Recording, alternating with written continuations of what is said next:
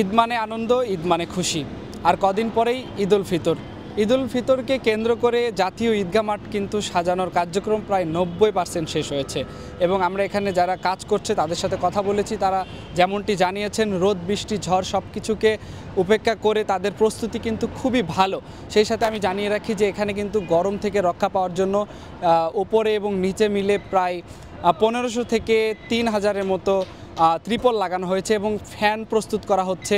আর এখানে যারা কাজ করছে তাদের সাথে কথা বলেছি, তারা যেমনটি জানিয়েছে আর 2 থেকে 3 দিন সময় লাগতে পারে সম্পূর্ণ কার্যক্রম শেষ হতে। আমরা একটু তাদের সাথে কথা বলবো এবং জানাবো আপনাদের। ভাই কতগুলো ফ্যান লাগাবো যদি বলেন তাহলে এই সম্বন্ধে কোনো আইডিয়া নেই, কারণ এটা হচ্ছে টোটালি কন্ট্রাক্টর জানে। কন্ট্রাক্টর কন্ট্রাক্ট নিছে, উনি আমাদের যা বলতেছে আমরা তাই লাগাচ্ছি। আর আমরা কাজ করতেছি গত 3 থেকে 4 দিন হয়েছে।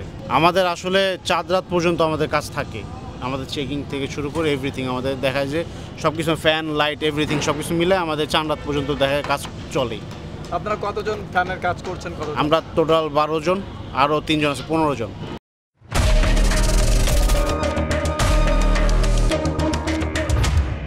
কার্যক্রম মোটামুটি আর 2 দিন লাগবে, তাহলে কমপ্লিট হয়ে যাবে ইনশাল্লাহ। এখানে হলো বাঁশ আছে, তিরপাল আছে, সাদা কাপড়। মোটামুটি 8 তারিখ থেকে কাজে লাগছি আমরা, এখন পর্যন্ত চলছে, আর 2 দিন লাগবে।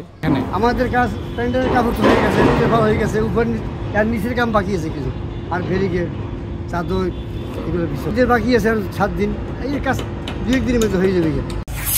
জানার মাঠ আমাদের প্রায় সাজানো হয়ে গেছে, আরও 2 দিন লাগবে। আমাদের কাপড় টাপড় লাগানো প্রায় শেষ, আর 2 দিন পরে পুরো ক্লিয়ার হয়ে যাবে। আমরা এখানে পাক্কা 1.5 লোক নামাজ পড়ার মতো জায়গা করা হয়েছে। এই তো শেষ পর্যায়ে গেছে, আর হয়তো 2 থেকে 3 দিনের ভিতরে শেষ হয়ে যাবে। আমাদের ঈদগাহ মাঠের ভিতরে রঙের কাজ আছে, তারপরে ডেকোরেটরের কিছু কাজ আছে, তারপরে পেন্টের কাম আছে। এটি আমাদের কাজ।